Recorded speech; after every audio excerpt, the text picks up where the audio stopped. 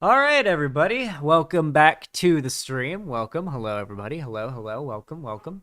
And today we're going to be talking about something that I almost at first didn't really want to touch with a 10-foot pole because I worry that if I don't talk about this in the best possible way, then people out there who absolutely fucking hate Keffals will decide to include me in their derangement, and I'd rather be left out of all of that because I've seen the type of derision she gets, and I'd frankly not like to go anywhere near that level of derision anywhere in my life. So let's keep the let's keep out of that firestorm. Regardless, though, I feel inclined to talk about this because it's somewhat important, I think, to this community.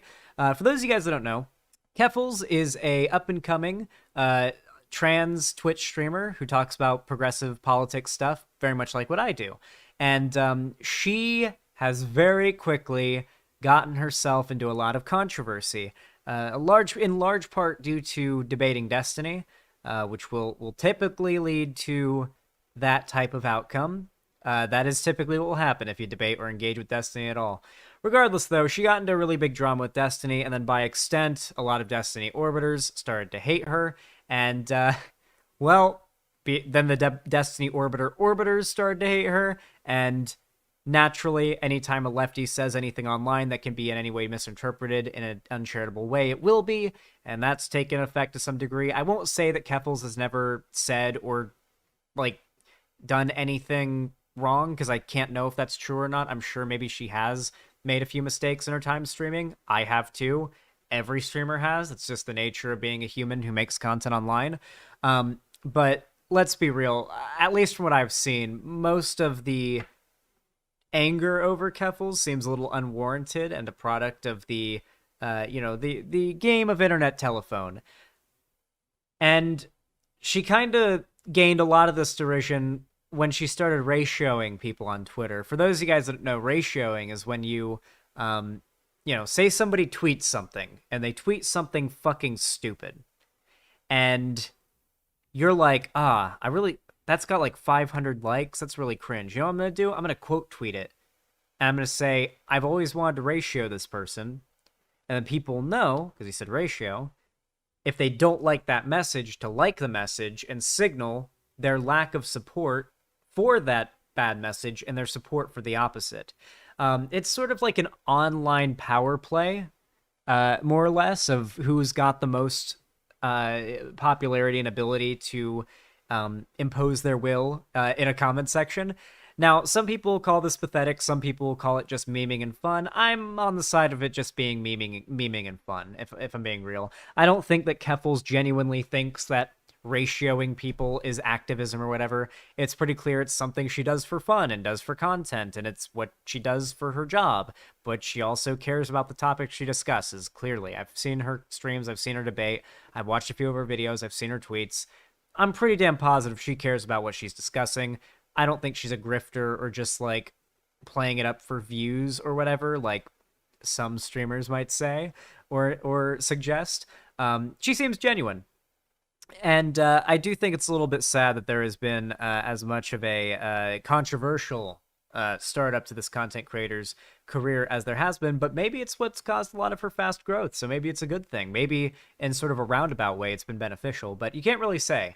Regardless, that's just a little bit of background on Keffals. Overall, I think she's pretty cool. She donates a lot of money to trans rights issues as well, and I really haven't seen anything from her personally that inclines me to think she's horrible. So, yeah, I do think a lot of the hate is a little bit unhinged.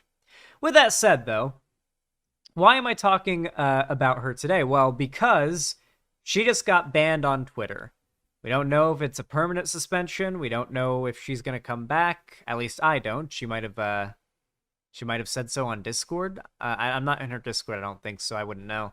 But if she has another form of social media, then I'm sure she said there if it's a permanent ban or not. It might be temporary. Regardless, though, I'm sure she'll return with an alt. That is what every YouTuber and streamer does when they get banned, because you can't be a successful YouTuber or streamer without a Twitter account, unfortunately. And, well, you can be, but it's hard. Trust me, it's a little hard. It's pretty hard. Oh, okay, though. Listen. With that said, we got to talk about the ban. And we got to talk about some events that happened around it. All right? So apparently, Vaush moderated a debate between Keffals and a acquaintance of mine by the name of AugieRFC. Now, AugieRFC is a drama streamer and drama YouTuber who I will admit, we've had our disagreements for sure.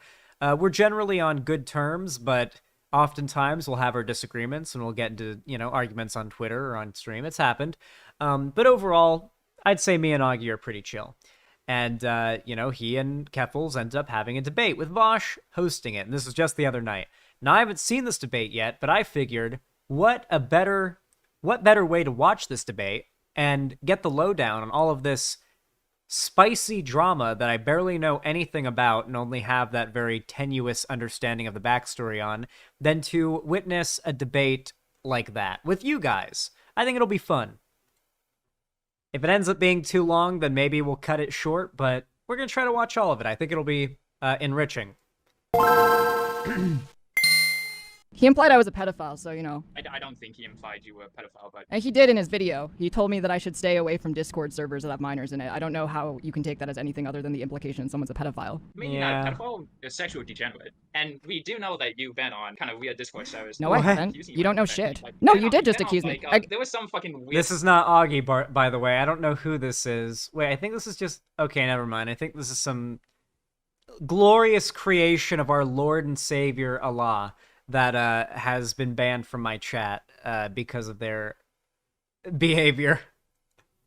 Fucking allegations of you being on one of Allah's beautiful creatures. Catboys. Okay, and what's your point? My point is that what Augie said was true. That I'm a pedophile? Not that you're a pedophile, but you should stay away from Discord with minors in it. I mean, I've heard allegations that you had sex with a 6-year-old. Most of my chat's agreeing right now. You had sex with a 6... Yeah, you did. Maybe I did. See, look, they're saying... You'd see? They're saying it. You disagreed.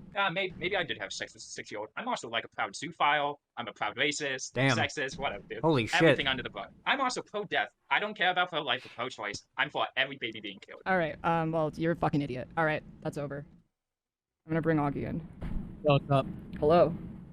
Yo, so I was watching the stream with Smaggle. By the way, yeah, just saying this right now. I don't know why you expected a serious conversation from Smaggle. That dude is he's wild. He's a wild boy. I mean, I don't know anything about him. He was in... Dude, I have to say this. Augie, if you end up seeing this, brother, and you want to talk about it in more detail, I will happily come on stream, or you can come on stream, all right? It's all good, brother. But I have to say this now. This is a pet peeve that I have with Augie and some of the people in the drama sphere that aren't really okay, let me express how it feels to me. This is my perspective, and if anybody who they feels this is directed toward feels misrepresented by this, they can talk to me, and I'll happily amend my statement if it's incorrect. I feel as though people like Augie and to a lesser extent Nick Diorio and Blowblacks, I feel like they're a little bit more politically active. I feel like they're a little more willing to be yo, what the fuck, when someone or something bad happens politically. Augie, though, is a little bit more griller.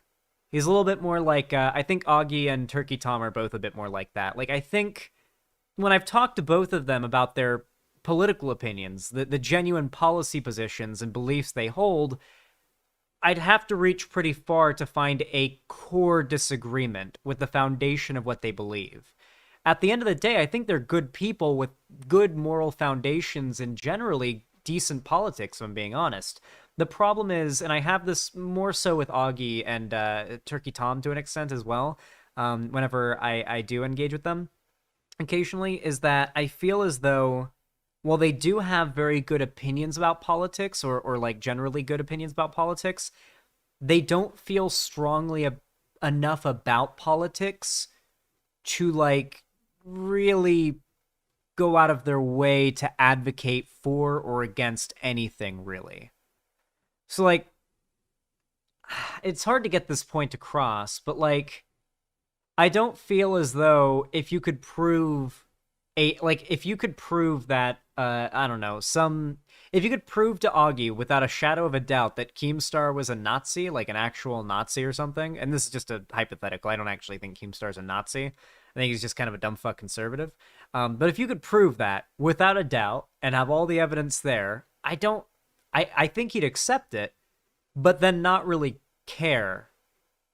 That's the vibe that I get, in the same way that, like, he's, you know, on Cozy TV and he's friends with Nick Fuentes to some extent, and, you know, he's cool with that crowd, and he's not seemingly morally having any issues with their Naziistic beliefs, or not Naziistic, is that the right word? Not Nazi-ish? Not Nazi beliefs? Is Nazi the plural of Nazis?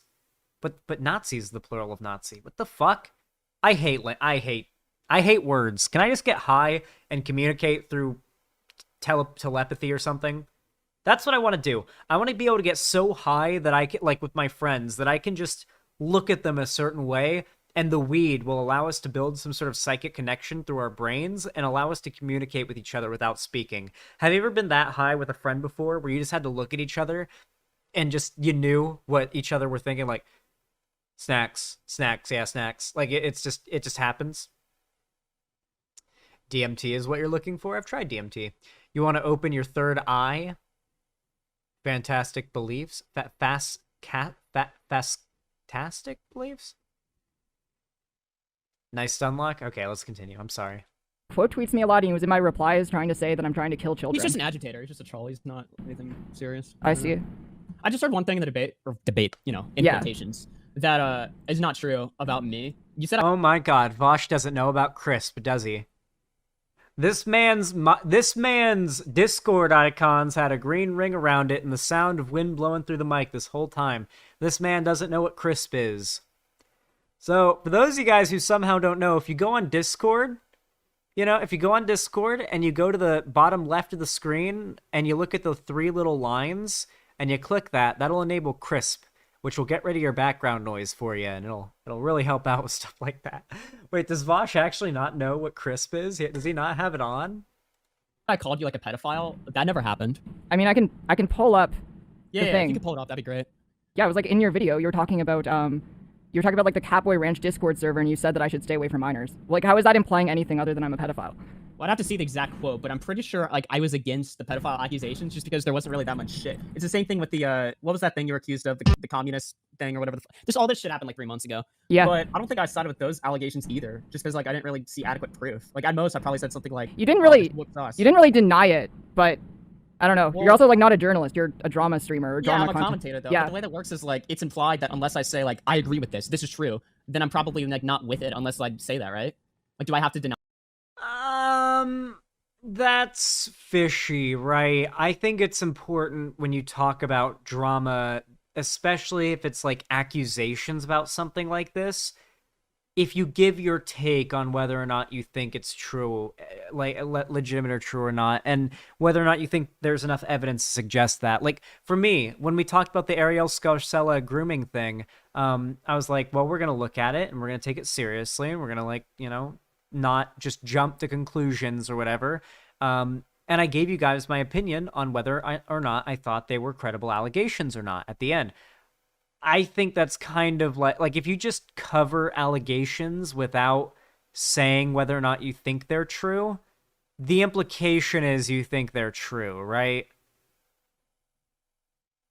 Is that just me?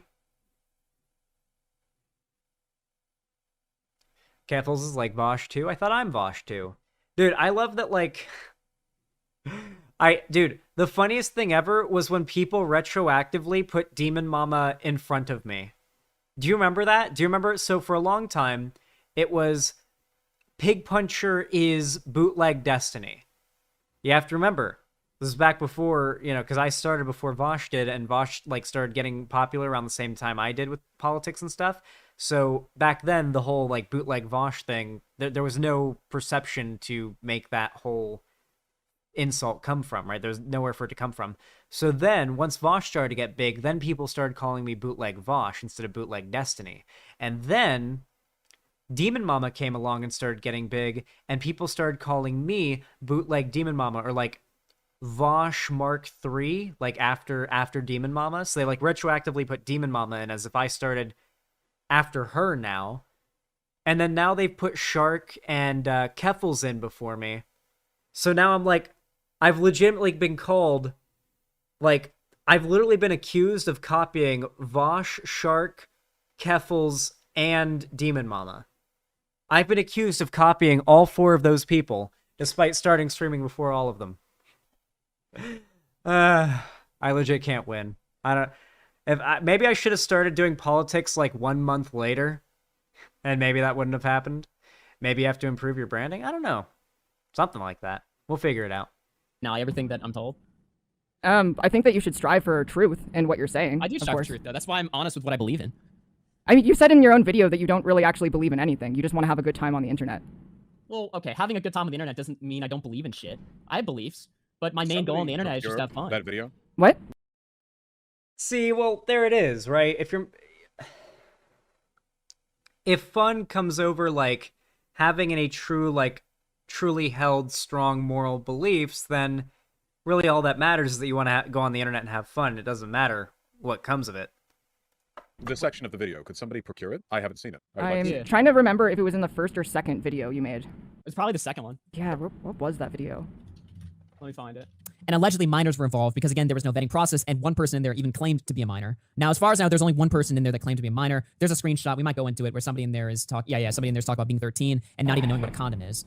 It was just a meme. People cried before realizing the Catboy Ranch account was in a server with 13-year-olds talking about sharing. Oh my god. Those screenshots were so frustrating because in the same screenshots you went over, it says the Discord name and it says Femboy Hangout. It's not even the same server.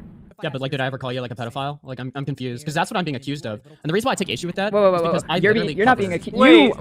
Wait, the accusations that Keffals had a 13-year-old in the Catboy Ranch Discord weren't even true? Wait, you can even see in the screenshot that it's a different Discord server than the one that Keffals had. That's funny.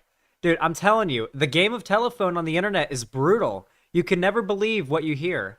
Like, you'll hear something and think that you can believe it, but trust me, it might not be as true as you think. The internet will play a brutal game of telephone with you, and any rumor about you. We're the one who was accusing. How do you turn yourself into a victim When I say here? accusation, I mean that you're accusing. Also, I really need to play Breath of the Wild on stream. I played like a little bit of Breath of the Wild off stream. Like, I didn't get very far into the game though, and I had a lot of fun with it. I would absolutely fucking love to play Breath of the Wild on stream down the road. That would be good.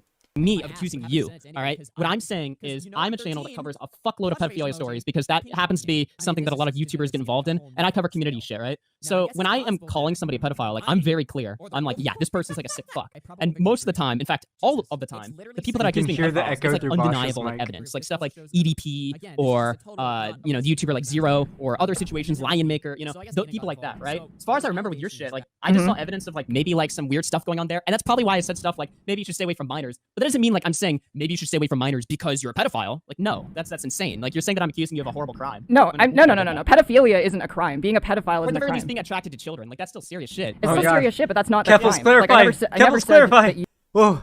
You always have to clarify when you talk about this topic in any way, otherwise people will clip you out of context. Remember, pedophilia is not a crime in America because pedophilia categorically is just the attraction to children. People misuse that term a lot. Like, being a child predator, or like what's the exact, like, yeah, like if you actually like act on that is what makes it illegal. So people typically refer to pedophile as like a crime a lot, and I don't know if they're doing it like in like accidentally thinking it is a crime or if it's just for the sake of wording. But yeah, I think Keffals was correcting that, and you got to clarify there, otherwise I feel like people would absolutely try to clip this out and make it seem like Keffals was saying there's nothing wrong with pedophilia. People would do that. People are that deranged on the internet. Believe me. Trust me, they are. You, like, implied that I had sex with children. Well, then let me rephrase that then. You're saying that I implied you are attracted to children. Is that better? I mean, yeah, you did.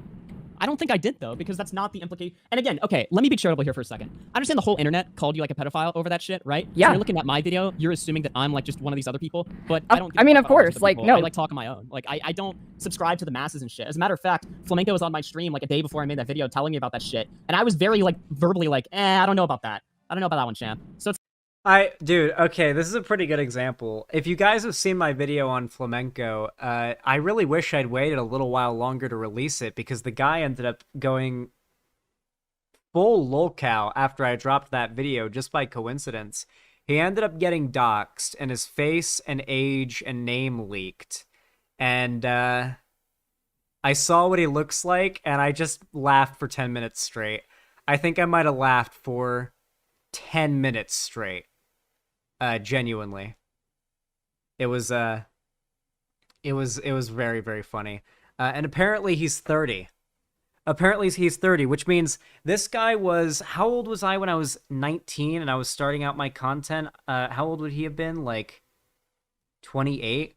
So when I was 19, he was 28 years old, stalking me on Kiwi farms and, like, trying to find out where I lived and, like, sending me all those alts and stuff. So fucking creepy. And then his, like, porn accounts and his, like... a bunch of his porn accounts leaked, and they found out what porn he's into and what kind of hentai he's into, and it's all really degenerate shit, and it's just, he went through a really embarrassing run of things. If you guys haven't seen it, it is pretty funny. I've only seen a bit of it. I do need to eventually take the time to sit down and watch through all of that, because obviously it would be really funny.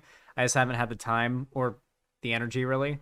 But yeah, Flamenco's, like, downright insane, and I do think Augie's continued friendship with Flamenco, and frankly, anybody who claims not to be, like, morally bankrupt who continues to be friends with Flamenco is kind of, you know, skating a little thin at this point, I feel like. I feel like that guy's kind of tread the line a little bit thin, hasn't he? It's like, I understand, like, how it looks when, you know, I'm being grouped with all these other people that are calling you this shit, but I believe it or not, like, I take that shit, like, pretty seriously. You know, like, I've certainly criticized you pretty fucking harshly for some shit, right? Oh, no, of course. Like, you Pedophilia said that you hoped is I not- ended up homeless on the streets. You're saying, like, I am, like, a terrible... Show us his face, Zan. If you look up his face online, it will not be hard to find, I assure you that. I will not dox him on my stream, though. Yeah, you said that Oh my shit. God. But you also said I'm like a Nazi or something. Like, I don't know, it's shit talk. Like, even you Yeah, I do mean, that, right? yeah, and I totally agree with that, but it's not like I You started think I'm it. a Nazi? I'm not a Nazi. Well, the reason I said that is because you're on Cozy. Yeah, but like, have you looked at the content that I produced on Cozy? It's Mario Sunshine live streams that are not political at all. Do you know why I'm on Cozy? Okay. Why are you on Cozy? Because somebody reached out to me and was like, hey, do you want a channel on this platform? And I looked into it, and I was like, Nick Fuentes' platform could be a bad look. Probably is, let's just be honest. But it is also, like, you know, a platform that I'm pretty damn sure I'll never get banned from. So, you know, in the concern of, you know, always having a place where I can speak, you know, it's kind of like why, like, Vaush is in call, for instance, right? Like, he used to stream on D Live back when he would get fucked with on YouTube. That's kind of the same. Okay.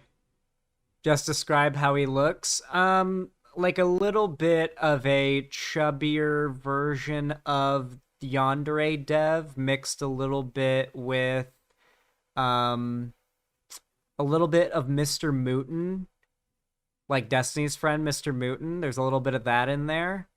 And yeah, I think that's more or less like a good idea of what his look is. If you're just trying to visualize him in your head, like a mix of Mr. Mooten and a chubbier Yandere Dev, that's at least how I remember him. I haven't seen the picture in a while. I remember seeing it when my friend sent it to me after I have a friend who's like on Kiwi farms all the time, and that's just where she spends all of her time. She's legitimately one of those degenerates, and she's thought that Flamenco is quote unquote a spurg for a very long time. So when he got doxxed, she sent me the picture of him, and I was just like, who is this? What is this a picture of? And she was like, bro, you're not gonna believe it. This is a picture of Flamenco. And I was like, really? And she was like, yeah. And I was like, I laughed for 10 minutes straight. It was amazing.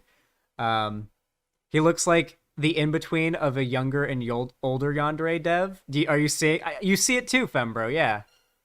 Yeah, so definitely check out my video that Heavy Gretel just dropped there if you're trying to see who this guy is. He basically stalked me for like a couple years, Vaush too. He's kind of obsessed with Keffals too now, I think, and yeah, like a middle-aged Yandere Dev, a little bit, yeah, that's more or less a decent description.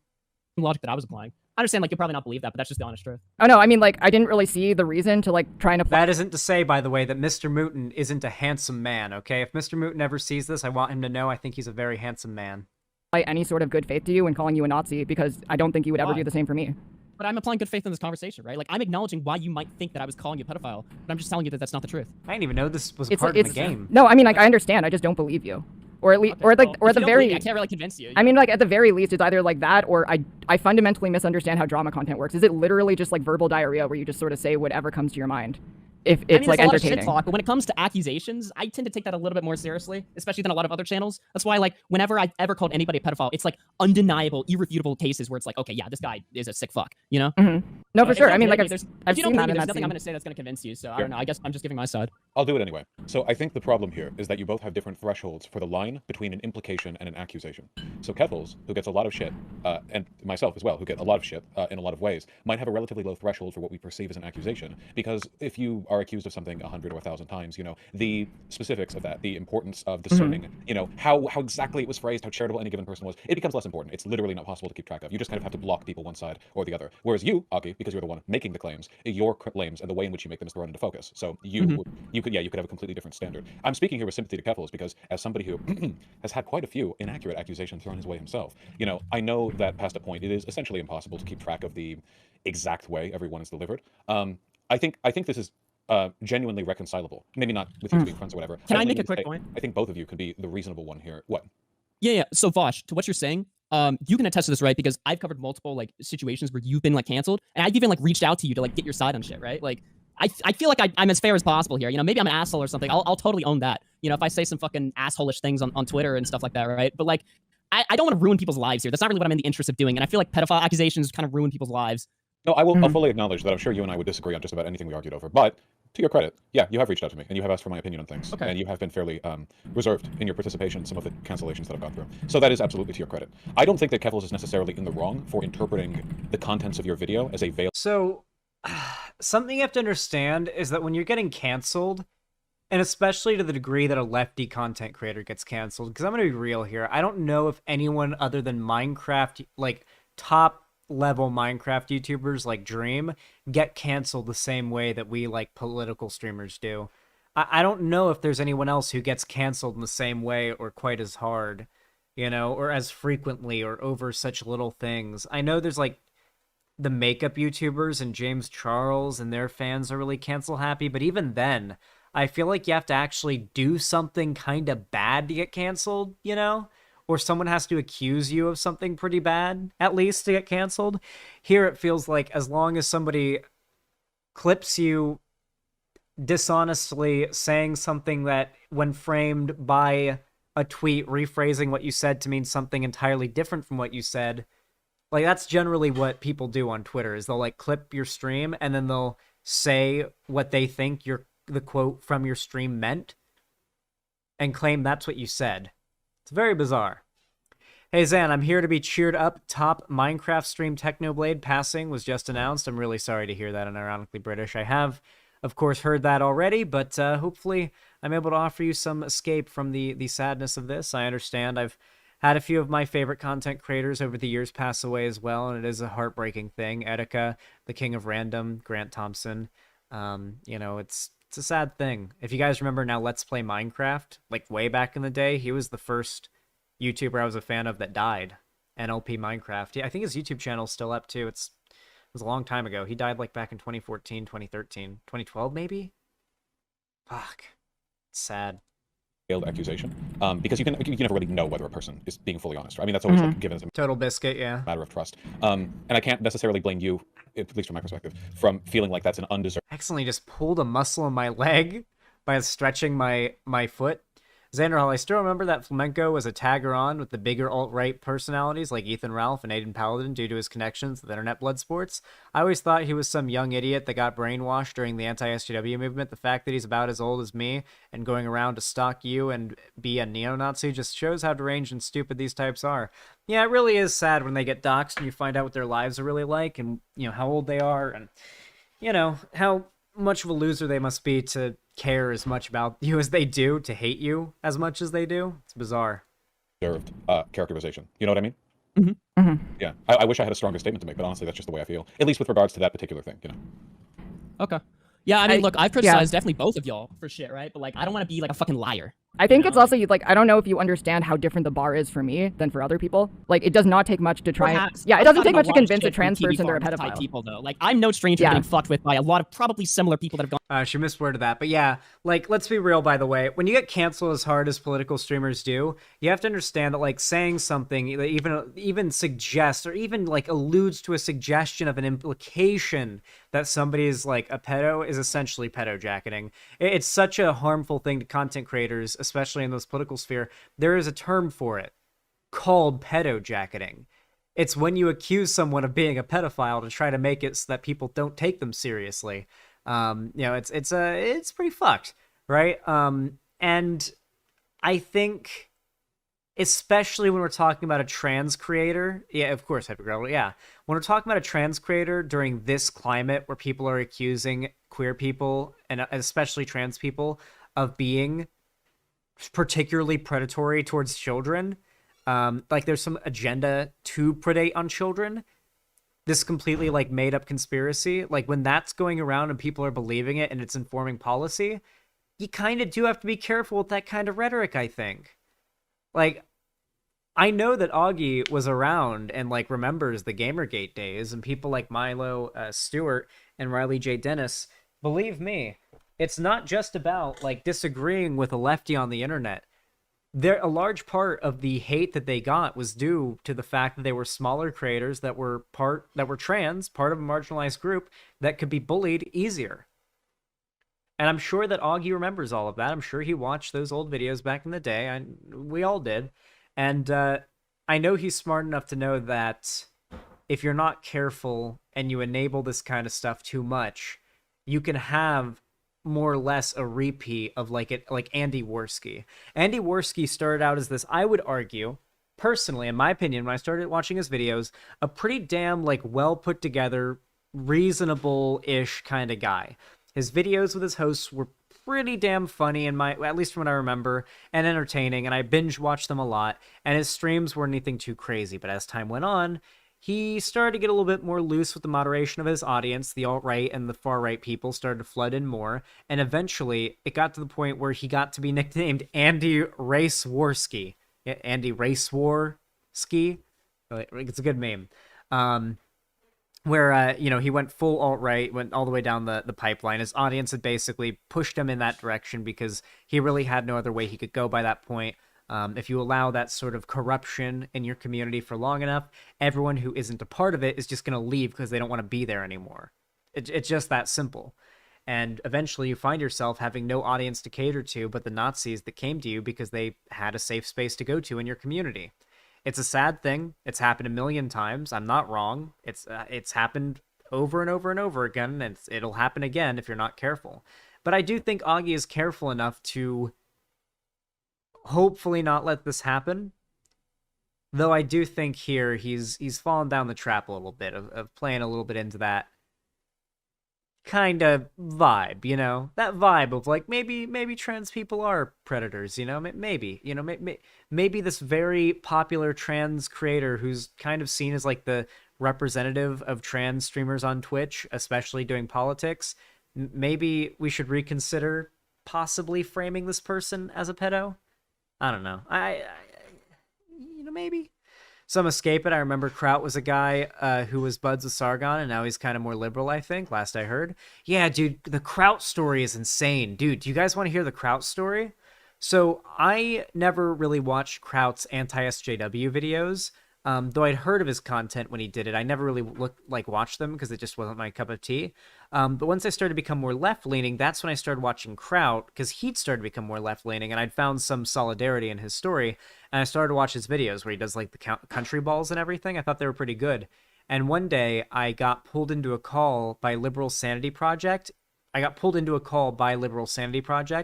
With Kraut and T. And Kraut was just sharing his screen like as he animated one of his videos with the little country balls and stuff. And we had a generally pretty good conversation. It was fun. It was me, Liberal Sanity Project, and Kraut, and I stayed in there for probably like an hour and a half, 2 hours maybe. And it was fun. It was a good convo. But then like a year and a half later, I don't think I interacted with Kraut a single time from this point onward. But a year and a half later, Kraut goes on to Vaush's stream to debate about Shoe on Head and how apparently Shoe on Head was dating a Nazi and went there with this Nazi to January 6th to riot or something. It was very bizarre and unhinged. If you haven't seen the Kraut Vaush debate, you should go watch it. He basically screams the whole way through about how Vaush is no different than Sargon, and then accuses me of being a bootleg Vaush. Very common. Never heard that one before. And I believe he still holds this opinion to this day, so it's very bizarre. I don't know what I did that made him hate me. I don't know what Vaush did to make him hate him. And I don't know what either of us did to make Kraut think that what Vaush does is in any way a reflection on what I do. So it was very bizarre. Very, very bizarre. On after you. You know, I won't say it's on the same level because I don't know personally. Yeah. But yeah, I mean, and you want to talk about pedophilia accusations. I mean, people have accused me of shit just with literally no basis. Like, there's not even like a narrative that they're stringing against me. They're just lying about me and hoping that enough people retweet it to ruin my image. So I'm not completely blind. Laughing Panther, it was like she'd gone to January 6th with like a group of friends, and one of them was a guy who apparently there's rumors about him being alt-right, but he's probably just some populist Nazgul dumb fuck. And I don't even think him and Shu were dating. He was just a guy in the group of friends she went to Jan 6 with, and I guess Kraut interpreted that as her going with her boyfriend or something. I don't know. Very weird shit. He's very, very obsessed with the people that he hates personal lives. It's a very big problem on the internet these days. Stop obsessing with people you hate online. Get them out of your head. To the subject either. And you also talked about the accusation of being Nazi adjacent. Yeah. I think, with all due respect, Augie, whether or not you are Nazi, and I don't think I've ever seen you being one, the claim that you are adjacent to them is pretty undeniable, no? I mean, in the literal passage of the term, you certainly do involve yourself in a lot of the, far-right drama stuff, which involves getting to know people and have these conversations and such. I disagree because I think... not even that. No, Augie, you can't get out of that one. Not even that. But you are friends with people who are very, very sus. Now, I know that some of the people that Augie is cool with are Nazis, but he's cool with some people that are, at least even from his perspective, have to be very, very sus. And he has to know that. Like, let's be real. His content has brought him in closer proximity to the far right than I would argue even Keemstar's drama content has. Like, I think Keemstar is full-on right-wing, and yet I think his content orbits the far right far less and is way more normie and less involved or even outwardly, if you could argue, platforming or supportive of the far right than Augie's content is, just by, as a symptom of what it is. I don't think it's his intent to platform, signal boost any Nazi figures or anything like that. I don't think that's what he intends, but it is kind of a symptom of the type of content that he does. If you cover any figure who ends up being a Nazi that's involved in some alt-right drama thing and end up shouting them out, and you cover them in a even somewhat positive context, you are going to send support their way. And my biggest disagreement with Augie is I feel as though if I said that to him, he'd say, what's the problem with that? And my response, I'd honestly have to think for a second. I'd have to say, well, dude, don't you claim to have, like, strong moral convictions, at least, like, in favor of some decent political... Like, I don't know. Like, I feel like that's where my biggest issue with Augie comes out, right there. If we had that conversation, I think that would be his response. Xander Hall, I know a lot about Kraut and other streamers that left the anti-SJW movement as it was going down the drain. From what I see, Kraut considers you and Vaush essentially the new heads of the breadtube community. He feels going down the same path as the skeptics. To him, Shu has been given the forgiveness despite her apparent and current sins, while he's essentially a fringe creator that believes his exodus was the start of the new left streamers. I don't even think the Kraut is a fringe creator. Like, I do think that's probably how he feels, and I think it's a very good representation of it, and I think he'd agree with that. I really wish that he'd be willing to just, like, in a calm and collected, non-insulting manner, like, come on stream and talk about it, because that is actually a really interesting topic I've thought about myself. I've thought plenty. What if BreadTube or LeftTube, whatever you call it, really is just the next anti-SJW community? It's all going to go down the drain. Frankly, I think there's more merit to that than I used to think. Like, after the Thought Slime and the who was it, non-compete and ContraPoints and all that shit, I feel like the way that things went recently, maybe there's a little bit more merit to it than I thought. Maybe this will end up being like a relic of the past, much like the anti-SJW alt-right, whatever the fuck community was back in the day.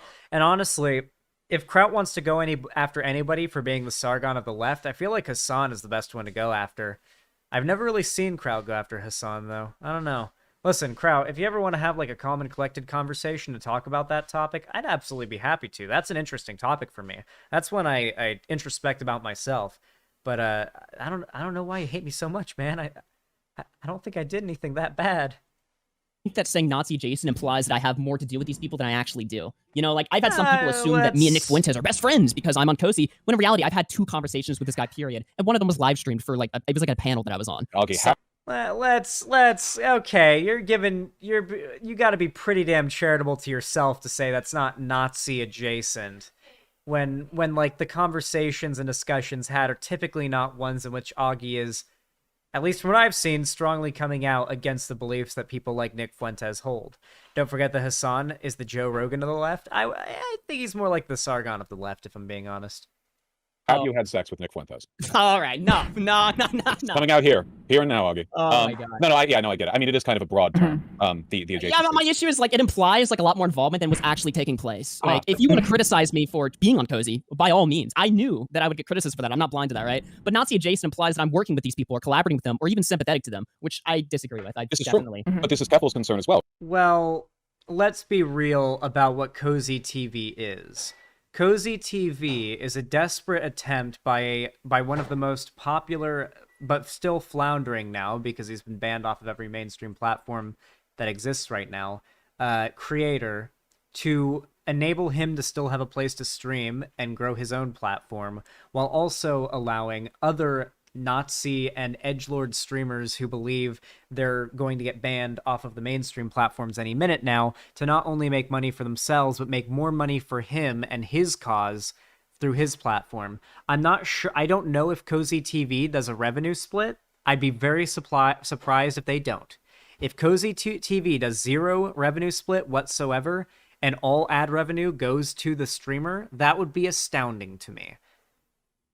And that's most likely not the case. So most likely every donation that Augie gets, a fraction of every donation Augie gets, a fraction of every bit of ad revenue, if there are ads on Cozy TV, there probably aren't, that Augie gets, at least a fraction of that goes to America First, to Nick Fuentes and his movement to push his Nazi propaganda to more young people and take over the Republican Party. I'm sorry, Augie, but like that is the reality of what you're doing. And let's say even if Cozy TV does not have a revenue split and none of the money that you're making, not even a fraction, not even a penny, is going to Nick Fuentes or America First, regardless of that, you're still bringing your audience to that platform, an audience that before you brought them to Cozy might not have been aware of it. And perhaps, much like they did on, much like Nick Fuentes blew up after PewDiePie. This is a big one. PewDiePie started streaming on DLive where Nick Fuentes was streaming, and immediately after you could see the spike in Nick Fuentes' popularity and the gain in his audience and growth when PewDiePie started streaming on DLive. A shit ton of PewDiePie's audience and the people he brung to that platform, they went to Nick Fuentes. The same thing has and will continue to happen with Augie's and any other normie, non-right-wing drama streamer that makes a platform and makes a stream on an account on Cozy TV and makes content there. That is the reality of what will happen. PewDiePie's on Cozy. I don't think PewDiePie's on Cozy, but he was on DLive, which wasn't run by Nick Fuentes, by the way. It's just the platform Nick Fuentes was on. It was this offshoot streaming site that was supposed to be no rules. It kind of crashed and burned. All right, because it's a statement which is technically correct, but the implications derived from it are so wide-ranging that a lot of people, including you, would just interpret it as like, yeah, you're like Nazi-aligned ideologically, right? That's a fair point. That's definitely a fair point. Yeah, I don't know. I mean, when I'm getting called Nazi Jason, I mean, obviously I have to push back against that, because I don't want people getting the wrong idea of me and shit like that. And in regards to the Keffals thing, I would say that, my channel has a pretty strong track record. Granted, I acknowledge you don't really know or watch my fucking content. I imagine you don't have any plans to in the future.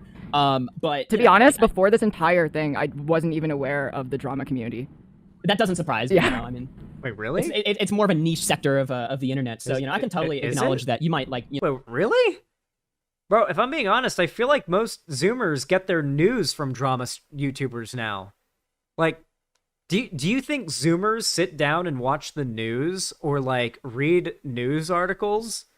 No, they watch Philip DeFranco or Keemstar or Scarce or maybe even Nick Durio or Augie or Boblax talk about the drama that's going on in the online sphere of streamers and Twitter people and YouTubers.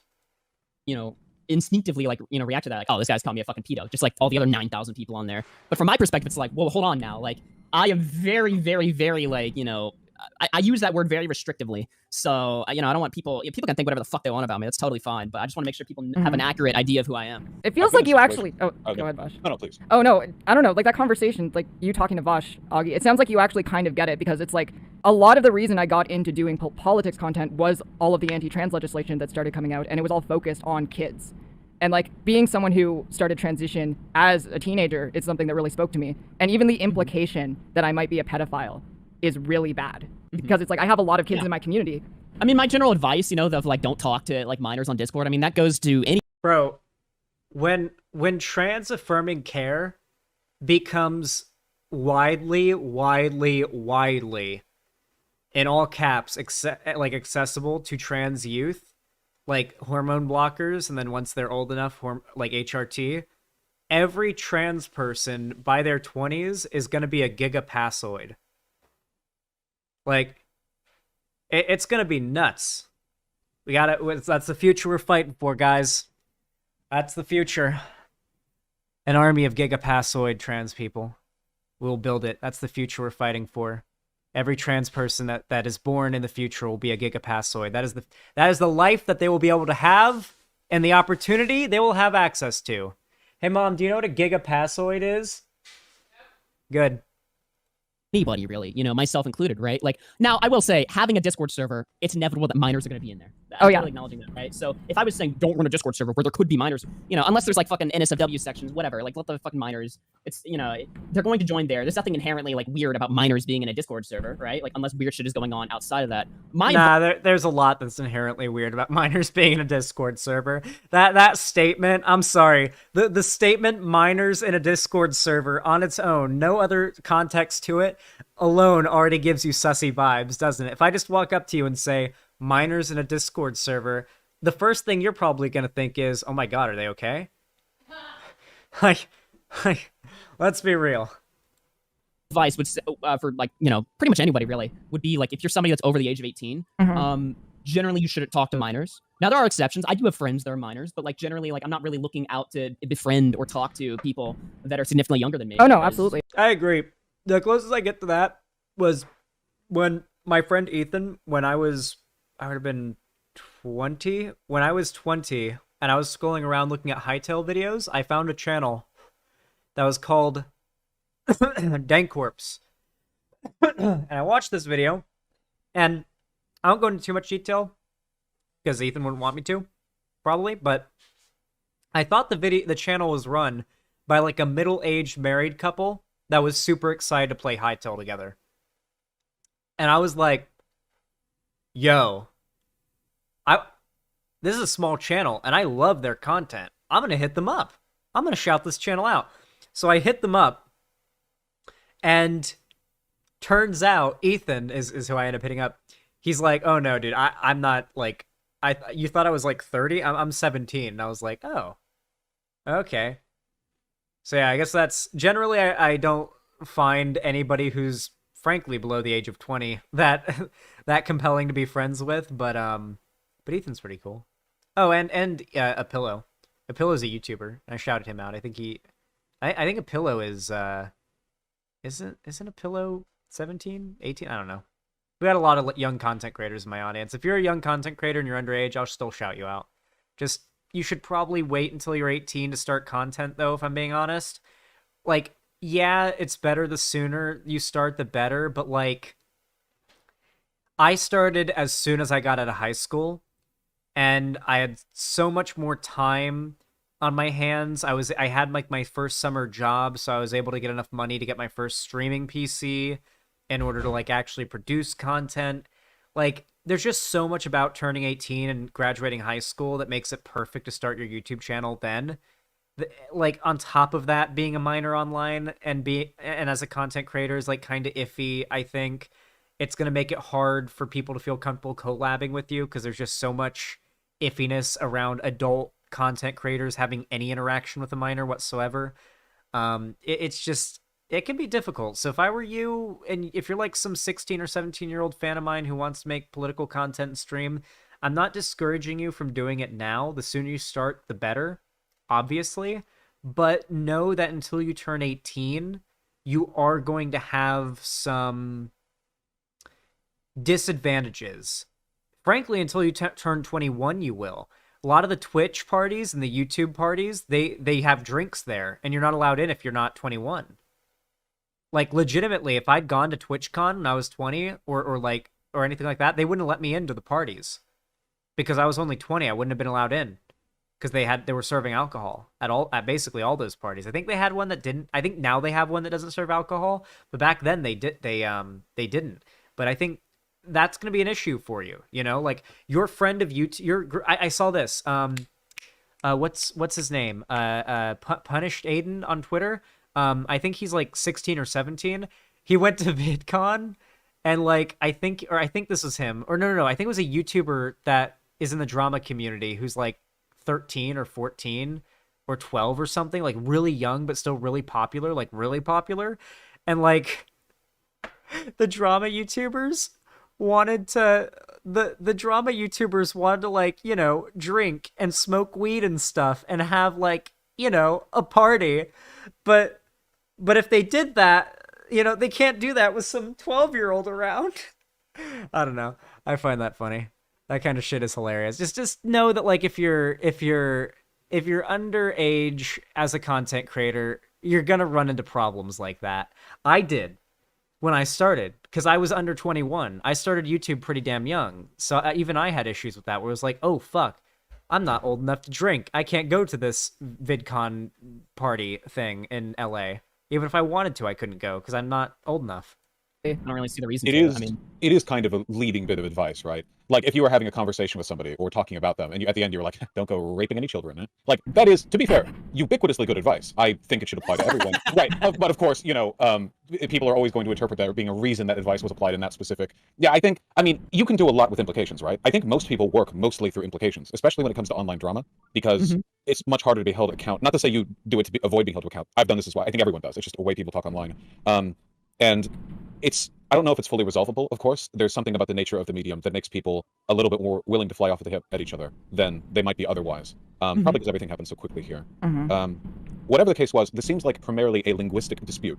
Also, not one with much depth to it. Was there another disagreement the two of you had? Oh, there have been plenty of Pillow, disagreements. she, I'll be her, honest with you. oh, This really? situation or I these know that. videos I made from months ago, and Pog. I didn't know a pillow came out as trans. I have not been on Twitter or YouTube or frankly on social media as much as I should be lately. I've been busy. my, you know, I don't like. Oh, yeah, I mostly- drama. Yeah, I've criticized the way that you handled the Destiny situation, for instance. I disagree with your views on platforming. These are fundamental disagreements. I don't really think. I mean, we can talk about. Oh it if yeah, you want, I mean, to be but honest, I'm we'll like argue each other out of our positions. I mean, I'm mostly there's over things we it. fundamentally I disagree know, on. yeah, there are things we will never agree on, and that's also fine. We, you know, not everyone needs to agree with each other on everything. But I do want to say, like, I think I reacted more harshly than I otherwise would have because you were the first. Yeah, no, I gotta be real. The drama community dick rides Destiny pretty hard. Like, specifically since his lefty arc really went like full spin. Like since the right wing in particular, like I will say, Destiny getting dick ridden by the far right and the drama community happened at the same time. There's a bit of crossover. There's a little bit of crossover. There is. I hate to say it, but there is a little bit of crossover there. YouTuber to ever make a YouTube video about me at all. Really? Yes. So Wait, no way. Technoblade died? What? Are you fucking kidding me, Kitten Wizard? No way. Technoblade died. You're trolling, right?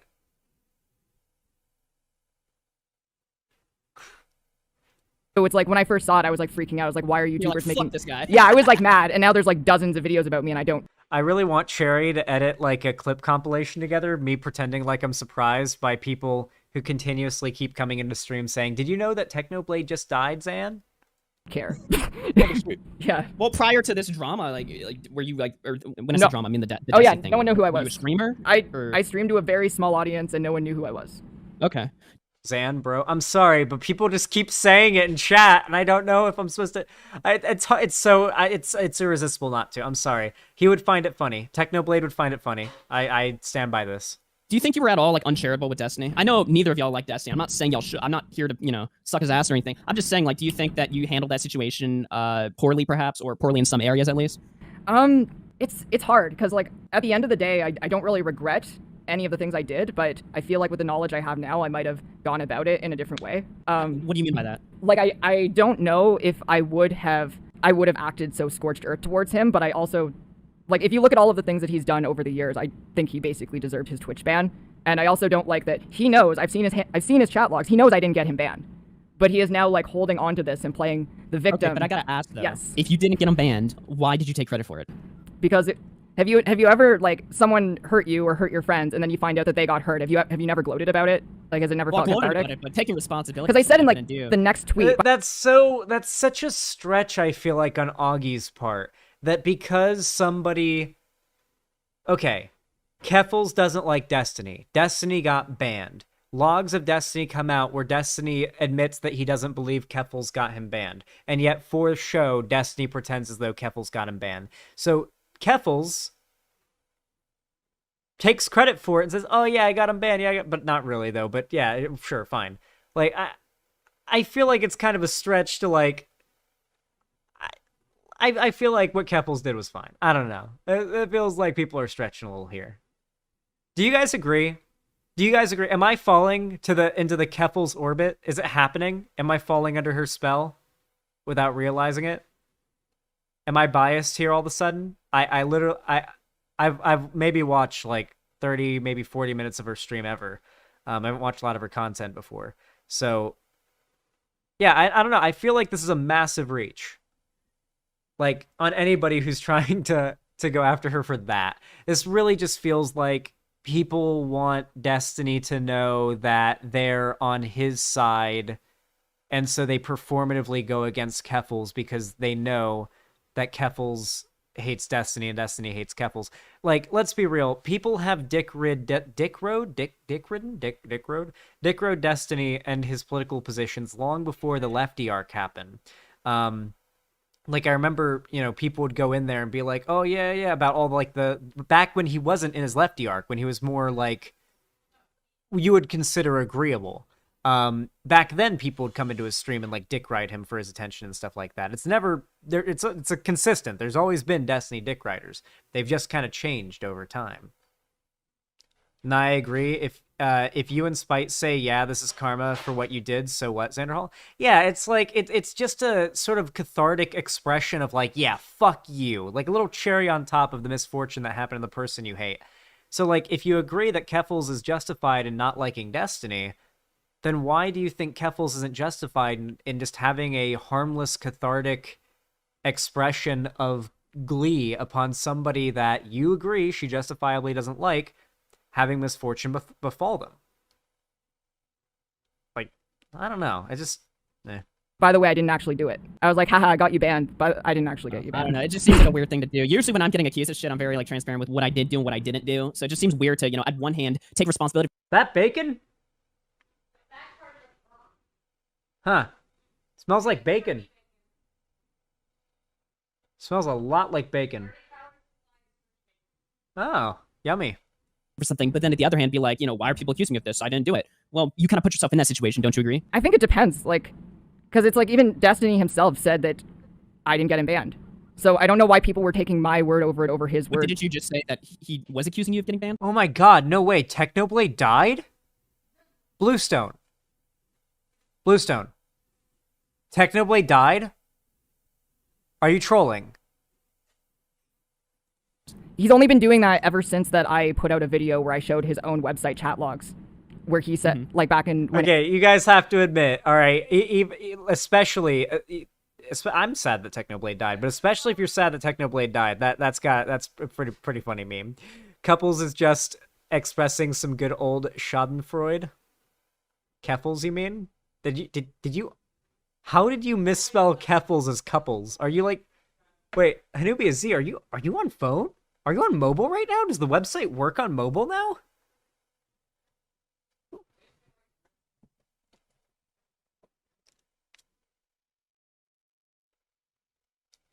Good God. White Nervosa on that grind.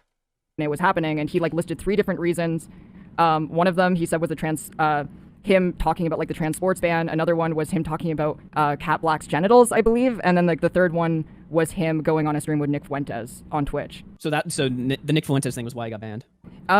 I don't know. No one knows because Twitch isn't transparent on why they ban people. Can I offer an explanation? Yeah. Sure. I mean, I can't guess why Keffals does what she does, of course, but from what I've seen of her, I don't think that Keffals is as familiar with the life ruination distinction as a lot of other people on YouTube. You in the drama community, of course, you're fully familiar with it. Right. Right. As far as I know, I'm not psychic or whatever, but I don't think Keffals did anything to get Destiny banned. I think this is one of those, a gas station blows up in Minnesota. Well, I mean, wasn't Al-Qaeda Keffals takes like credit calling for for it directly though? Like I I wasn't calling for Destiny to get banned from Twitch. I like that. Vaush is like, this is more like a gas station explodes in Idaho and Al-Qaeda takes credit for it. Okay, buddy. I was calling for Twitter to enforce Destiny's existing ban. But why though? Oh, he Well, went this is out? a separate- Yeah, it was a This is separate a thing. separate thing, if I may. It's a separate thing, but it gets Listen, there's the Dalaban, but there's also Keffal-Qaeda. Kef-Al-Qaeda! Kef-Al-Qaeda, it's perfect! into the platforming thing that again we fundamentally disagree on. I'm just like, personally, I think everybody should have a platform and and be capable of battling with each other. And when 2 people are having a disagreement and one person's calling for their platform to get removed, I think that's weak. Like I don't really think that accomplishes much. Well, if I may, there are a few implications. It accomplishes at hand a here. lot. A disagreement, I don't think. So, the problem is that Augie doesn't feel strong enough about his political opinions, or I guess hasn't really looked into it, or I guess doesn't agree with the fact that I agree with, which is, unfortunately, should the worst of the worst in our society be allowed to have a platform and be allowed to have their platform proliferate, then a time will come in which everyone will suffer. So, do we want to take measures to prevent that? I think we should. I think if somebody like Alex Jones is going on to his platform and saying the Sandy Hook shooting was a false flag and encouraging his audience to go harass the survivors of the shooting and the parents of the dead victims, then yeah, I think that person should be banned. What does it do to them? Well, look at Alex Jones now. His career is floundering. He's losing court case after court case, losing millions of dollars. He's been banned from every mainstream platform. He's now a niche laughingstock of a figure. He doesn't really attract or pull in as many people that might have been susceptible to his ideas as he did when he was on YouTube and on Facebook and on all that other shit. And he looks disheveled as fuck. You can see it's getting to him. The problem is, I don't know if Augie believes that because somebody has horrible beliefs and their beliefs could lead to an audience of people believing them and acting on them is worth being deplatformed. I don't know if he'd agree with that. I don't even think he agrees with Alex Jones getting banned. Keffals would describe it the same way. We all abide by the understanding that websites have terms of service, and there must be things you can do to get removed from them. I don't agree with a lot of Twitch's TOS, and there are possible. Yeah, and they recently make it so that when you declare personal bankruptcy, you can't keep your own home. That's like a newer change they made, right? To personal bankruptcy and how it works. Wasn't that under the Trump administration or something? Or no, that wasn't under Trump. That was under Biden. Was that? I can't remember.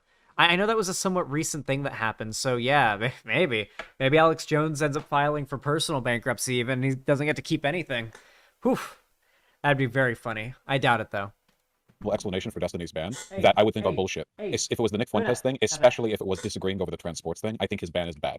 There are things that he's done, behavior he's done with other Twitch partners, for example, that I think are bad enough that, I've seen people do less and get banned from Twitch and thought, whatever the case may be, regardless of the specific lead up to it. I think this is one of those Al-Qaeda takes responsibility for Minnesota car crash situations, Keffals isn't that involved in the online drama community, certainly less than she is now. So after seeing what she perceives to be all this terrible behavior from Destiny, the idea of going lol suck it gotcha banned haha loser with both of the birds flipped, that's just kind of a flippant celebration on top of a gravestone, not as it was perceived by a lot of people as an indication of being willing to tap into like a deeper degree of life ruination. I just think that this is one of those cultural demarkers, what's interpreted as like a snide and cynical bit of fun on her part, as opposed to like a sinister expression of.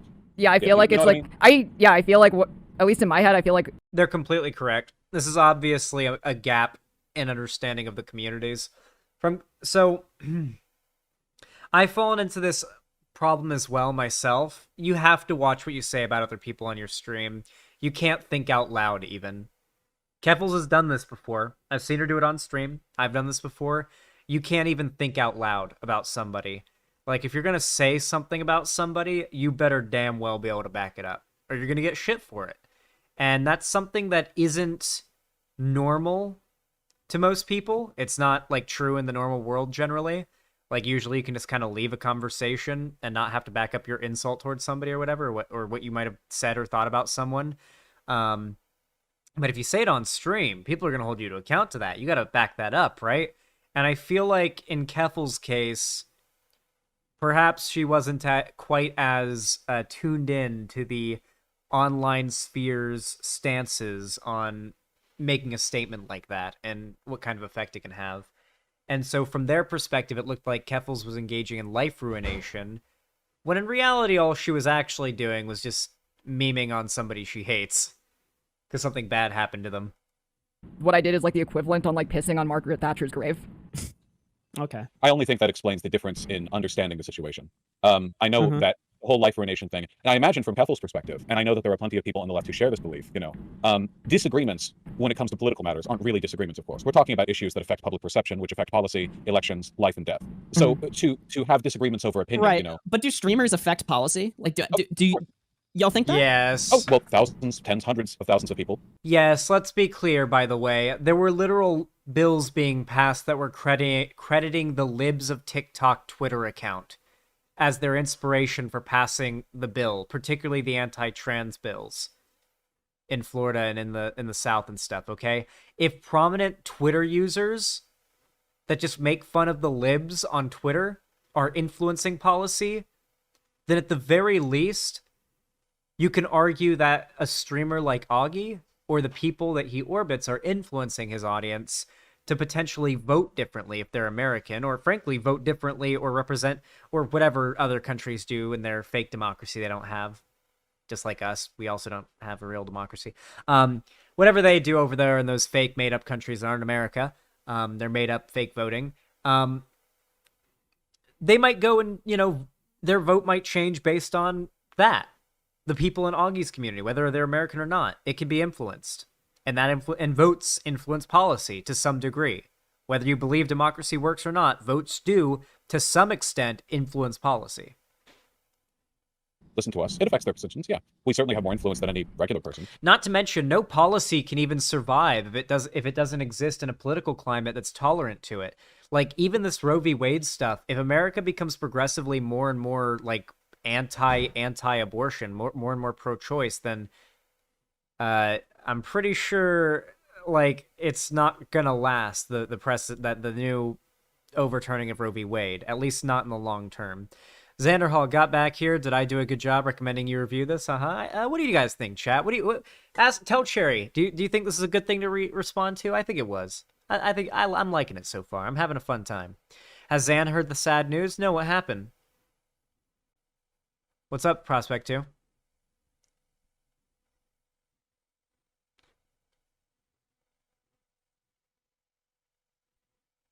Technoblade passed away?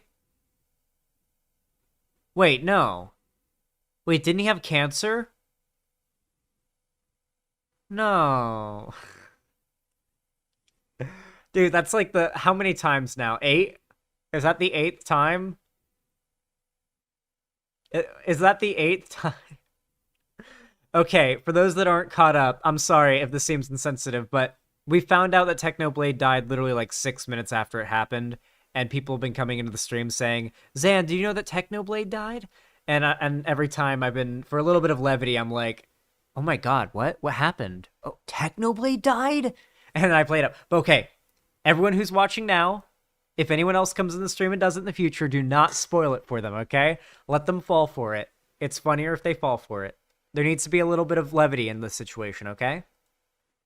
Even at my I level, agree with probably that, have more but, like- influence over the electorate than some city or even some state officials. Well, I mean, you definitely have more influence than the average person. And I'm talking to my ass. I don't fucking know. Other But people's I feel, opinions, of course, not I legislation. do feel like political streamers have a tendency to overstate their sway in like American discourse. Like, I gotta ask, right? So like, socialism was a hot thing a couple years. I'm sure it still is now. At least on online, leftist circles, right? But is that like influencing like socialism in the country? Like, are we seeing like a wide like sort of a lot of people switching over to, you know, more socialist like adjacent views? And is that because of political streamers? Like, I'm genuinely For one, this is a false comparison due to the fact that the left has nowhere near of the level of presence and ability to convince people towards their positions online as the right due to its naturally insular and gatekeeping nature.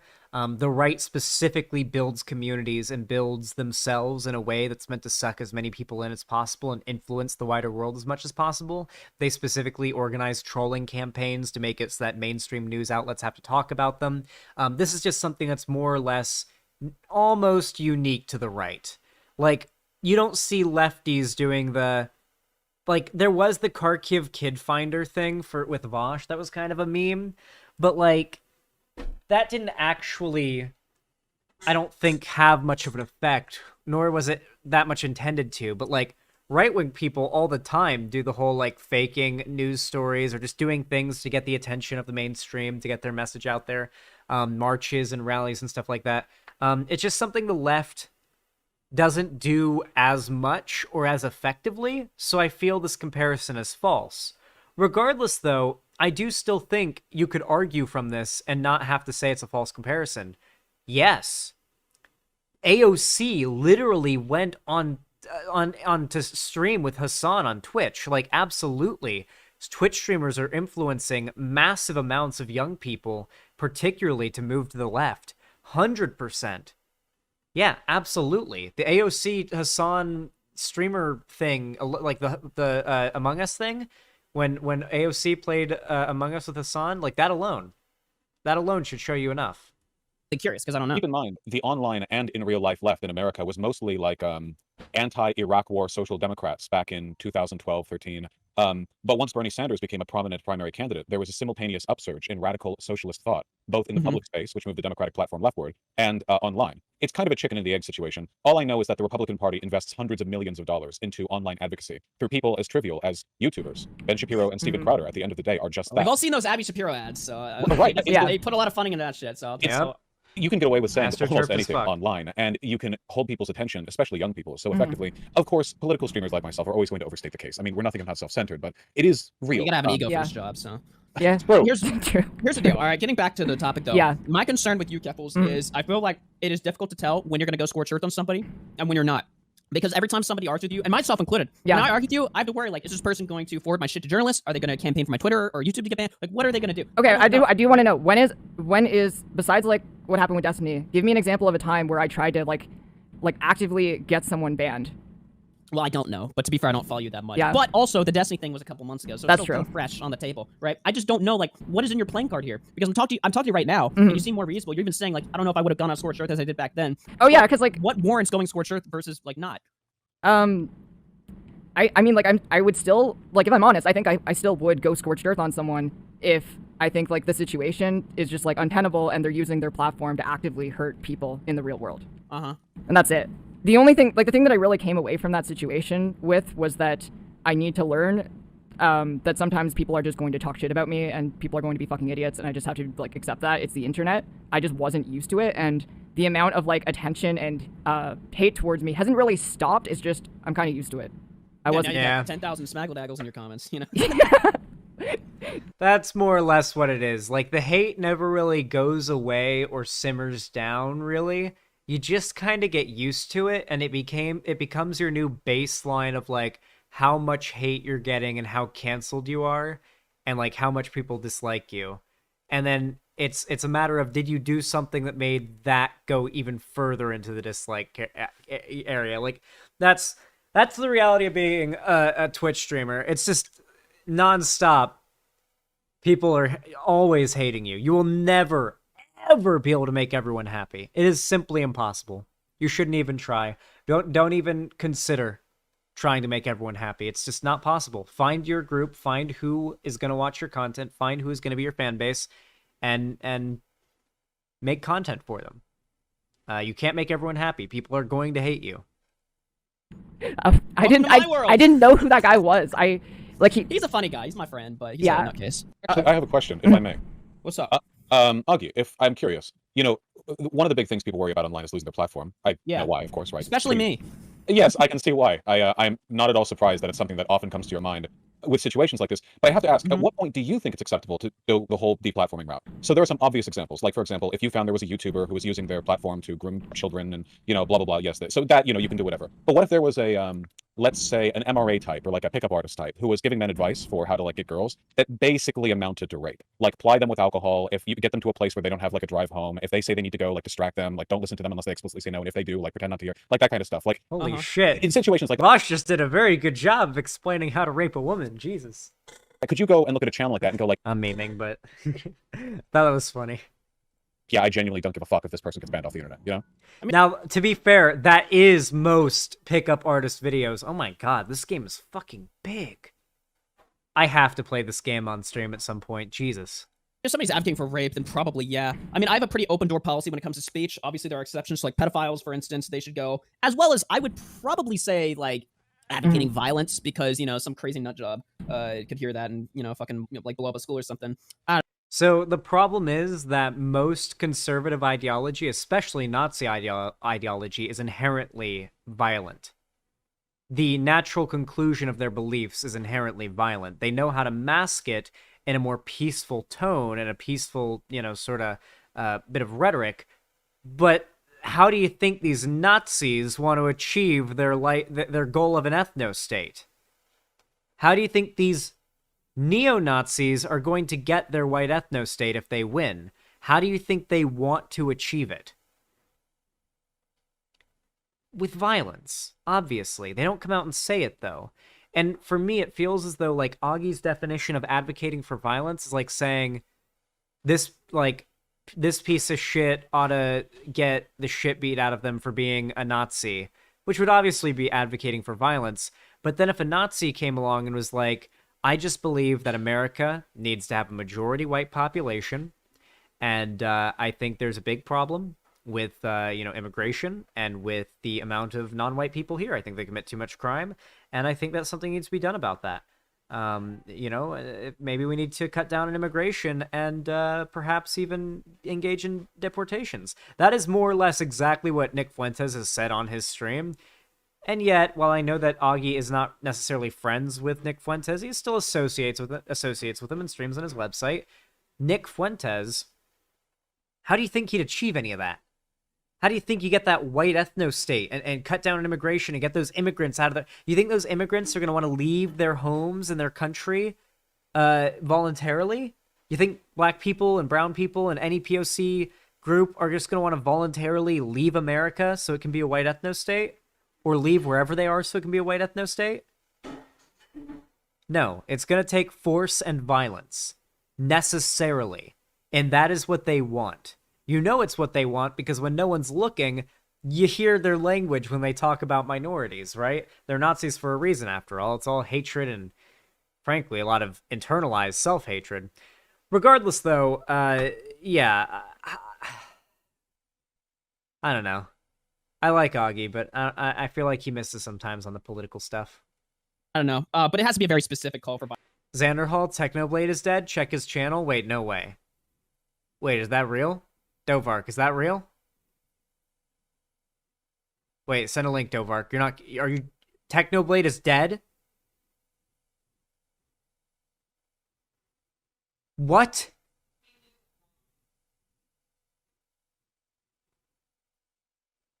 Are you fucking kidding me? What is that, 8 now? Yeah, I think it's 8 now. Violence. So in your example, if somebody is like making a series of videos, or even just one video, teaching men to rape women or intoxicate them with alcohol and take advantage of them. No, it's 9. That's 9. Holy fuck. Yeah, actually, it was interesting. If they got banned, I probably wouldn't care because I'd be like, all right, this guy's kind of a nut. Because I had your... How many of those channels like exist though? I'm curious. Like, there are a lot of pickup artistry channels that are in that ballpark at least. I don't go counting them. You know any like mainstream ones or like big ones? Mainstream with anything that explicit? Because I'm sure there's like crazy people everywhere, but like, are there any people with like a sizable following that advocate for this? Back in the heyday of the Red Pill subreddit on Reddit, I know that there were like an orbit of associated channels that were usually hovering around the 10 to 50k sub range, and sometimes these channels were as crazy as basically just saying rape should be legal. Most of the larger pickup artist groups are either very, very banal on YouTube, or they sell stuff off platform, because a lot of the shit they have to say, they want to do the whole, with 10 easy payments of $9.99 bullshit, and then like you open up the book and it's anything from religious bullshit to meaningless platitudes to rape advice, basically. Yeah. It varies. I've looked a little. Yeah, I mean, obviously, it all comes down to a case-by-case basis. So if you sent me a channel and you were like, whoa, this person's fucked, you think they should get banned? And I love how my rapist was radicalized on Reddit. Jesus Christ. Oh God. Oh God. Can you imagine? Oh, what a horrific sentence. Jesus. Holy fuck. I'm sorry. My skin crawled a little bit. My skin crueled, I guess you could say. Is that? I feel like crueled is a better plural for crawl. I crueled. it and it's exactly what you're saying, then I'd probably like, yeah, I'd be like, all right. It's interesting because like when I had Polis on the stream, I mean, I was making like a similar argument, but obviously more extreme because it was like just after the Buffalo shooting, and like the position like deplatforming is wrong in all cases. I think even Polis could concede that in the case of the Buffalo shooter streaming the massacre live on Twitch, they should have been deplatformed. I don't think there should ever be like a no deplatforming ever policy. That doesn't make sense. I don't think anybody really believes in like the concept of no deplatforming whatsoever, because then you'd have to accept like pedophiles, for instance, right? And I've certainly gone on my channel, you know, the few people that I did talk to Nick Diorio. This is actually, I think, maybe Nick Diorio would amend this take now, but I feel like this is something that Augie is actually a little bit more based than Nick Diorio on, and I usually find that Nick is a little more based than Augie, but on this take, I think that Augie's a little bit more based than Nick. Yeah, like, I remember I talked to Nick and he was like, nah, I think we shouldn't have a TOS on the platform, like, unless it's a crime, like, unless you commit a crime, maybe, then you could get banned. But besides that, I think YouTube should be basically entirely community governed. And it's like, no, you don't. You don't want that. You don't actually want that. You think you do, but you don't. There's no way you actually want that. I've called pedophiles, certainly I've advocated for their ban, openly, on my videos. Like, I've told people, like, flat out, like, they should get banned. Because obviously, you know, they're using their platforms and stuff to talk to kids. And there's just no utility. There's no positive utility in having somebody like that on the platform. Speech, I consider to be... Well, speech, I consider to be a complete... Zan is a true worker with the Activate Windows watermark. We really are fucking broke out here. Different subject, though, right? Because you're talking about violence. I'm talking about words. And I know that words can lead to violence, but I think we're talking about mainly two different issues here. I agree that there's a necessary buffer level here, but I want to ask about violence by implication, right? So if you talk about pedophilia online, right, what's the thing people say? You know, hang all pedophiles, kill them, whatever. You know, everyone loves to jerk themselves off with performative displays of their moral heroism. You know, the last stand, the one man against the army of zombie-like pedophiles they gunned down. They fantasize about this. Now, what if there was a channel that you know, they hold these positions, they're open about them, and they also say stuff like all trans women are pedophiles. Now, this is, of course, it's a silly statement to begin with, and this isn't that uncommon these days. The implication there, essentially, is that trans women as a group are a threat worth dealing with in a similar fashion. It's kind of an implicit call for violence, is it not? Well, is it a call for violence, or is it saying they're pedophiles? I guess, like, saying they're pedophiles so that, you know, people will go out and, you know, violently assault them. Augie. Without a doubt, the group of people that most of society is most accepting of being viciously beaten without much of a cause are pedophiles, all right? Look in prisons, the internet, a schoolyard, or basically anywhere except for perhaps where there's a lot of pedophiles, and ask them what they think of pedophiles and if they should have the shit beaten out of them, and they'll say yes, okay? If you make the argument that trans people are pedophiles, then implicitly you are arguing in our current society that trans people ought to be assaulted or killed for it. Yes, that is the implicit effect of those words. In Georgia, our congressmen send the craziest emails, blatantly engaging in divisive language. Oh, of course. I don't know. I'd have to look at the specific channel. Well, I don't have a specific channel in mind, but that's a common sentiment against queer people. It was used against homosexual men back in the 1980s to great effect. The idea that they were inherently predatory against young boys was an argument against allowing them to be school teachers. People were fired for being gay or even being suspected of being gay, and there were hate crimes directed against them where people would cite their alleged pedophilia as a justification. After all, no one would mind vigilante violence against an actual child predator. I don't think any jury would, well, maybe a jury would convict, but you know what I mean. So it's kind of a implicit defense of the idea of stochastic violence. I mean, I see what you're saying. Again, like, and I know you're not going to like this answer, but I would have to look at the specific channel. It sounds like something that's pretty bad. Just, you know, lump a group of people as pedophiles, like, but you know, I'd have to think about that, right? Because like the limitations of speech, you know, it goes a long way, right? Because like, I'm saying that like generally, if you call for violence, you should probably like if you're making videos saying we should all like shoot up this school tomorrow, guys, let's do it. yeah, that person should be banned. If somebody's saying like a specific group of people are all pedophiles, I would have to see the specific channel because, like, I mean, that sounds pretty bad, but I would have to see the context. What channel are you talking about? Oh, I'm not referring to anything specific here. So just this the is just abstract. hypothetical? Well, what I'm describing right now does absolutely happen. But yeah. if I were to give specific receipts, I would have to like make sure that I'm saying it properly and get it, specific clips. I think Crowder has said stuff to. Are you talking about that Matt Walsh doc? I haven't seen that. Yeah, I mean, like, even I was like sparring today with like libs of TikTok, and like part of what they do. I forgot to mention this. Libs of TikTok blocked me on Twitter. Oh, I forgot to. I found out today because someone quote tweeted a Libs of TikTok tweet and I couldn't see it. So I checked, and sure enough, I'm blocked by Libs of TikTok. She knows who I am. She knows. TikTok doxes people. So I don't They do dox people. love that. But the thing that they do that's really, I feel like it's absolutely intentional and it's very dangerous, where they accuse anyone who supports trans adolescents of being groomers. But the definition of groomer is someone who is prepping a child to be sexually assaulted. An interesting example that I just had a couple days ago was I debated Alex Stein, a Blaze TV host, who made the claim that You debated Alex Stein? What the fuck? Is that guy like a comedian? I'm sure he thinks himself one. He was of the opinion that a child seeing a gender non-conforming person, a feminine man even, could cause sexual confusion in the child, and that was tantamount to a kind of minor molestation. Which is obviously, it's very, very silly. But the real argument there, essentially, is that gender non-conforming people are projecting around them an aura of molestation. And it sounds ridiculous, but this was unironically an argument posed by the Nazi government. The belief that the degeneracy of trans people, homosexuals... Oh, shit! This is some good editing! In the Nazi stereotype, homosexuals preyed principally on teenage boys, seduced them, and infected them with a predilection for homosexual behavior.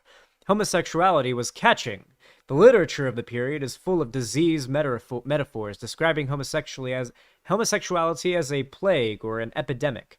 The fear was that young men would be turned permanently away from the path of heterosexual normality and never become fathers. The police, who have confiscated... Oh my god, this is literally no different than modern-day Republican talking points, is it? This is straight-up Nazi propaganda that is absolutely no different than modern-day Republican talking points. Literally ripped straight out of Mein Kampf.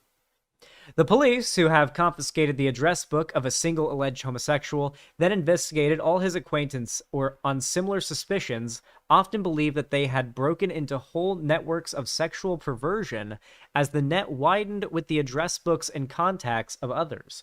The multiple partners revealed in a landmark Weimar case in 1935 seemed to justify this alarm. The fact was that many young men who, like most Germans, remained ignorant about the tightening of the law, spoke openly and without regret about mutual masturbation, believing this quite rightly to be harmless in terms of its effect of their essential sexual orientation. Wait, there were Germans out there in Nazi Germany that were on the street talking about like, yo, bro, let's go. Oh yes, let's go. Hold on, I gotta do a good German accent. Where's Ethan? Yes.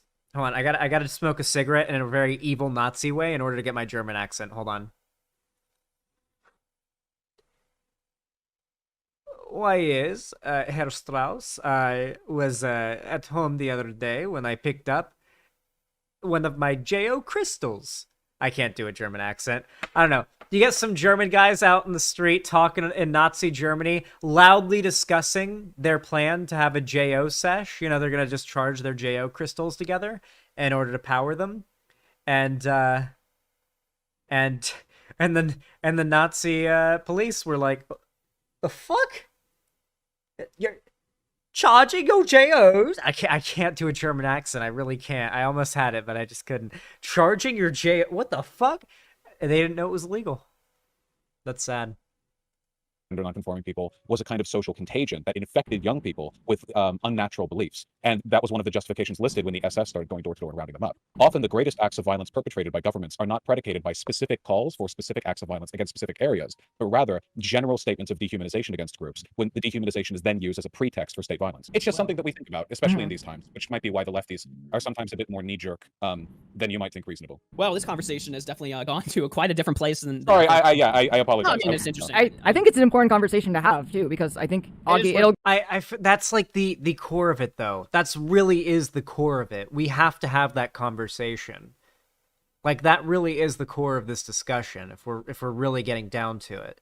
And I feel like once we really get into the hard nitty gritty of the politics, that's usually when Augie and like other drama YouTubers that I talk to about politics tend to check out. Like they tend to either like they'll either verbally like say, okay, we're getting a little bit off topic, or they'll just kind of like go, yeah, okay, like, you know, like they won't really go into it. I really wish they would, though. Hey, Brain Hurts. What did I happen to drop in on? We were watching AugieRFC debate Keffals with Vaush moderating. give you like a bigger insight. This went up on YouTube yesterday, apparently. As to why I react the way I do to even the implication, like that I might be a pedophile, because this is such a big thing right now that I have my guard up a lot of the time about it. Well, I gotta protect I care very much about my image. I gotta come in here and set the record straight. No, yes, I have criticized you. Yes, harshly, but no, I did not call you a pedophile. I question some of your tactics. You know, I hear what you and Vaush are saying. I mean, I have my own thoughts on that. But again, this is stuff that, you know, we might reach understandings on one way or another. But fundamentally, at least right now, I don't think that's emulator. Conversation is still valuable, though. It is. I do agree with that.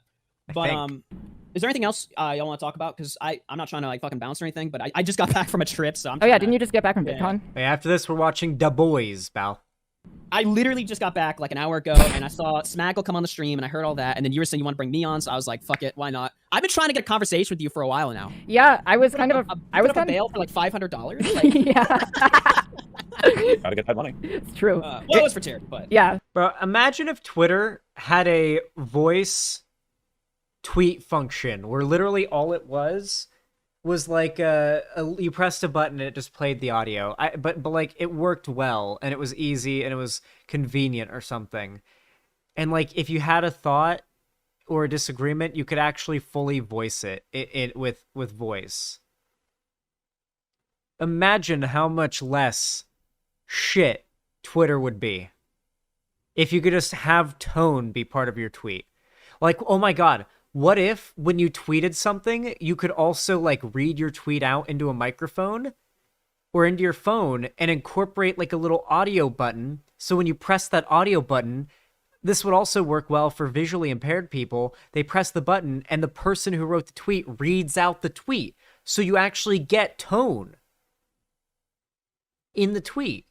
Obviously, tonal indicators are still helpful to people with hearing impairments, but still, like, that would help a lot, just with general disagreements. Actually, of all people, I think MatPat recently did a video about how, like, accessibility options in games and in software and just in the world in general, accessibility for people with disabilities generally makes things better for everyone. Like, I'm gonna be real, when they added the visual indicators for sounds to Fortnite, you better believe I turned that shit on. I rely on that primarily now. I'm not like hearing impaired at all, but holy shit do I make great use out of it. And you better believe hearing impaired Fortnite players do. And a lot of games have incorporated similar mechanics as well. Small things like that were intended for the sake of just accessibility just generally end up making things better for everybody, I find. It's really nice.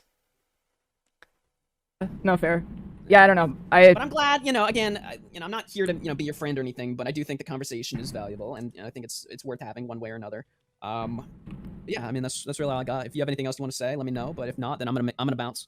No, I mean, like, I'm glad that we had the conversation. I think having an open dialogue is actually really good, because, I don't know, I'm learning that... By the way, I'm in a very good mood. Normally I'm a dick, but some of my people are like, why isn't it going harder? So I'm just like, man, I just got back from a trip. I'm in no mood to have a shit show or anything like that. I don't know. And what's the point? I don't... After a vacation. Yeah. Well, the point is entertainment, right? I guess so, but, like, I don't know. I'm happy that it seems we're in a good place with this, you know? Like, it seems like you kind of understand my position. Okay.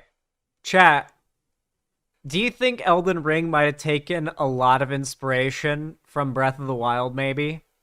Because holy fuck, as I watch more of this game, I'm like, God, yeah, they really took a lot of inspiration from Breath of the Wild for the open world. They really, really did. Position more, and I understand... Not a bad thing, but they really did. Your position more, and I don't know, one of the things that I really struggled with in the last couple months, I think, was understanding how many like unspoken rules there were in the like this sort of sphere in content creation. If that makes sense. You gotta be against I really can't wait to play BOTW on stream. life or a nation. I mean, it's Yeah. literally my job depends on it, right? Like at some level, you know, when I'm sitting here and I think I definitely know that I'm calling people out within the terms of service. I don't go fucking crazy on my channel or anything like that. But as we know, I mean, you don't have to be that crazy nowadays to get your shit yanked. And, you know, fundamentally, I have to be against it because, I mean, my job relies on it, you know? Like, to some extent, your job does too. I know for sure. Obviously, I would say that Twitch streamers, political Twitch streamers on the left are targeted significantly less, I would say. This also was weird of him to mention how his fans probably want him to go harder and he's only tame now because he's in a good mood. It comes off as trying to save face for not going into blood sports as fans demand. It really does, because Keffals herself hasn't really done anything worth disagreement. Like, on Augie's side, like, he'd absolutely be looking crazy if he went off on her for anything she's really said in this convo.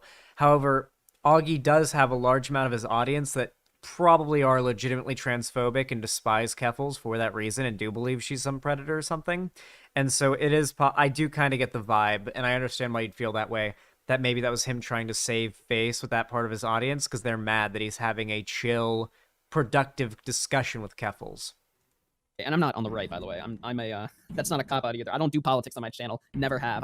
I've had political conversations before, but I don't really fucking stick my neck into that because I personally see it as a waste of time, at least for somebody of my position to get involved with. I just think that some of it's fucking stupid, and I get my take on shit that I see, but I'm not really out here trying to save the world. My purpose is just, you know, as I said before, is having fun. Is keep up the good work. Spreading some joy to the internet because I'm a nice guy. Right? It is true. I'm a fascist, and I've been banned from platforms many times.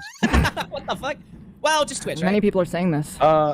Just Twitch, yeah, twice. Many people are I saying gotta that. ask though, right? Like, one last thing.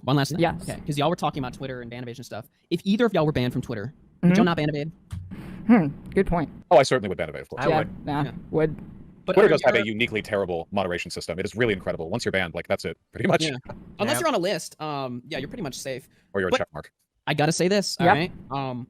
Don't you think that y'all's position on, you know, enforcing like the TOS and stuff like that would put y'all in a position where other people who don't like y'all could be like, hey, this person's benefiting at Twitter support? Oh no, they've already done that to me. Like the Libs of TikTok people were trying to mass report my Twitch account.